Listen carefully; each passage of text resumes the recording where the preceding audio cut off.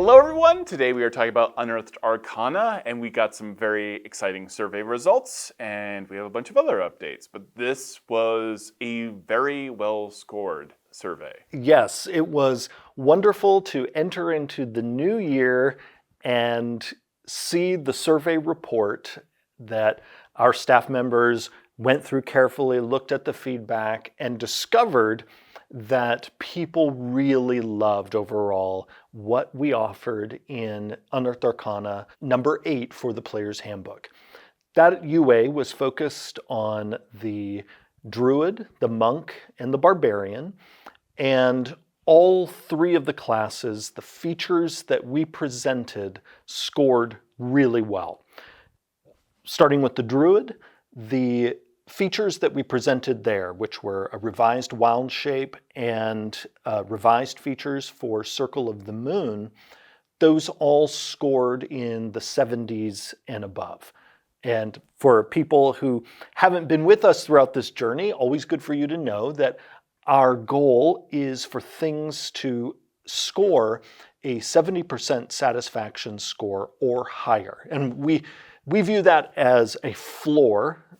And once something has sort of landed on the 70% satisfaction floor, we then in our internal development and playtesting look at what satisfied people who took this survey and how can we increase the volume. So I bring that up to say the Unearthed Arcana is never the end of our work. It's an important information point that's a part of our game development work.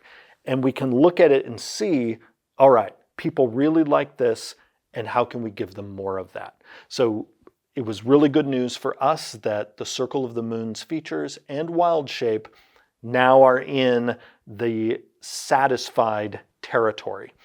Now, when we get to the features that we offered in the Barbarian and Monk, there we are in the super satisfied territory. So the Barbarian features that we presented, which focused on introducing the brutal strike mechanic, a new active feature that we offered for the Barbarian. There we're looking at satisfaction scores in the 80s. We also had a revised version of the Path of the World Tree, also scored in the 80s. So as soon as you're in the 80s, you are looking at really high satisfaction. But we then went even higher in the Monk.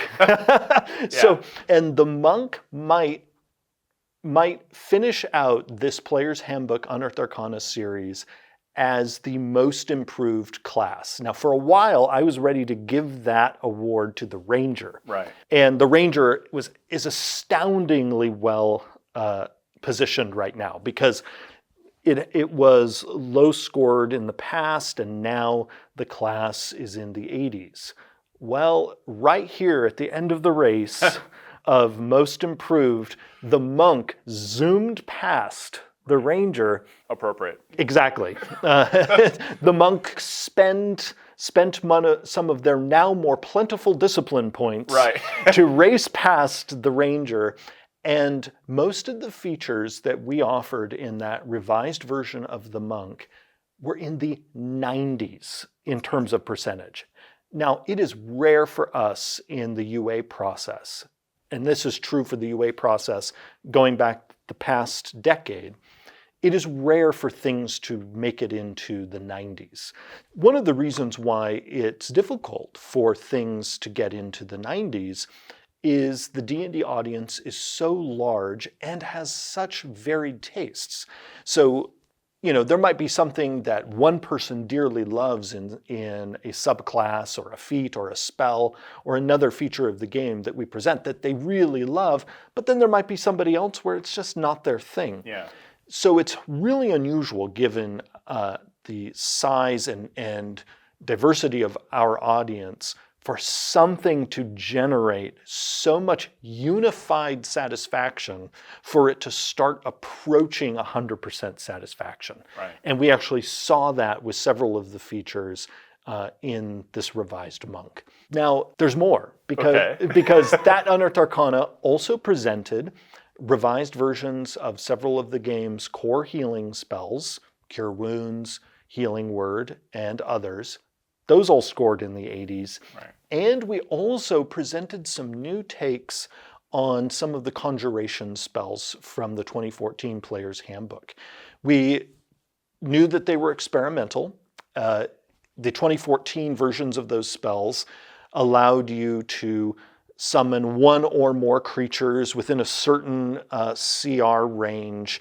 And people who've played with those spells know that they can be quite fun, but they can also be quite disruptive. Right. And so we experimented with some totally new takes on those spells, versions of them that really moved away from summoning a stat block and instead summoning a special effect that's themed to fae or animals or elementals or one of the other kinds of things that you could conjure with them.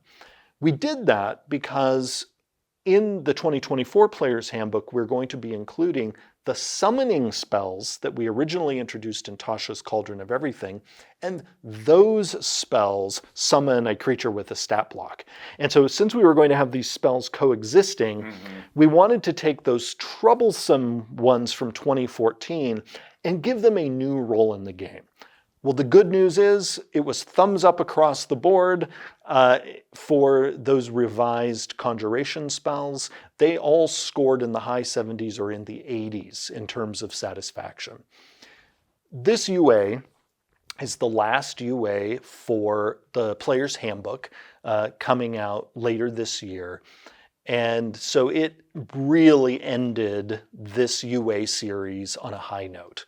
And now we are deep, and have been for months, deep in our internal development, not only developing the elements that have appeared in the UA series, but also the elements that haven't. There are going to be some brand new spells that people will see in the new Player's Handbook that will be surprises, as well as some other new features. Everything is getting very careful polish as we try to make this the best Player's Handbook the game has ever had. Now, I mentioned we're going to be working on this for a while. Yeah. And we did a preview of some parts of the Player's Handbook as well as some art back at PAX Unplugged.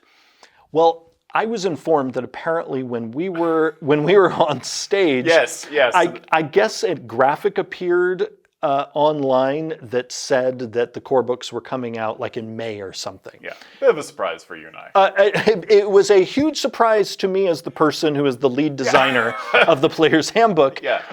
And I just want to confirm with you and as well as everyone watching this video, that is definitely not the release date. That was never the release date. In fact, we will still be working on the books in May. Yeah. So just wanted to share that. Also saw that I guess some people thought that the image of the dwarf fighter was the cover of the Player's Handbook. No. We have not revealed the covers yet. That's going to happen later this year. That cool image was an image, and I mentioned this at the panel at PAX Unplugged, is a cool image from the fighter section of the new Player's Handbook. And my goodness, is that book jam-packed with gorgeous art. Yeah, because for each class, we have this amazing piece of art to kind of like help kind of cement and define, like, this is what a fighter is, this is a warlock. And then on top of that, we have subclasses that are getting their own individual art as well. Exactly. And the book is just brimming with art. Everywhere you go, there's art. Yes. It is lovely. Yeah, every subclass gets a pice of art. You're going to see more equipment art than in the 2014 PH, more spell art. All over, everywhere you look in this book, you're going to see beautiful new art.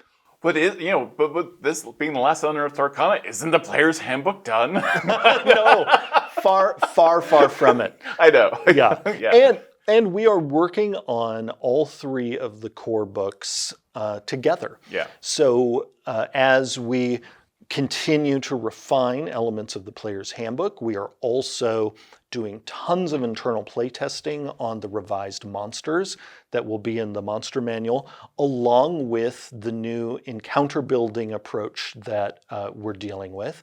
You and I have chatted in previous videos that we might send out that new encounter building in Unearthed Arcana. Right now, we're focused on playtesting that internally instead.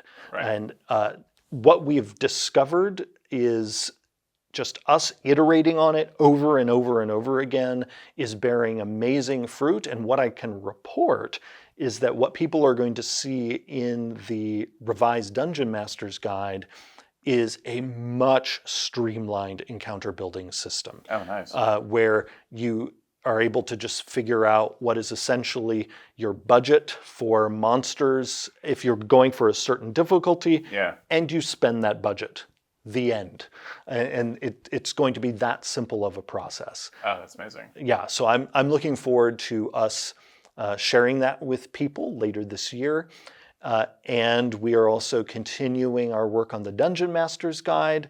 We, of course, have many magic items, making sure, we're going through them, making sure that the ones that work great from 2014 will continue to work great, and the ones that maybe need some attention and tweaks get that attention.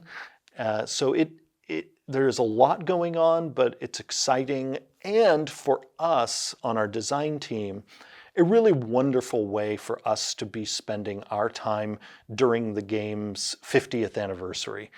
Because for us, one of the best ways for us to celebrate 50 years of our favorite game is to create new versions of the core books. Versions that we think will really honor the game, honor its legacy, give people exciting new options, and really be this monument to this glorious game that many of us have been playing for most of our lives. There are announcements and events that will be coming up over the course of the year, and I look forward to being able to not only help make some of them happen, but I'm looking forward to them as a D&D fan. Yeah. D&D has been with me almost my entire life, and D&D and I are close in age to each other. And so really I have been walking hand in hand with this game since almost the beginning. Jeremy, thank you so much for your time. Thank you.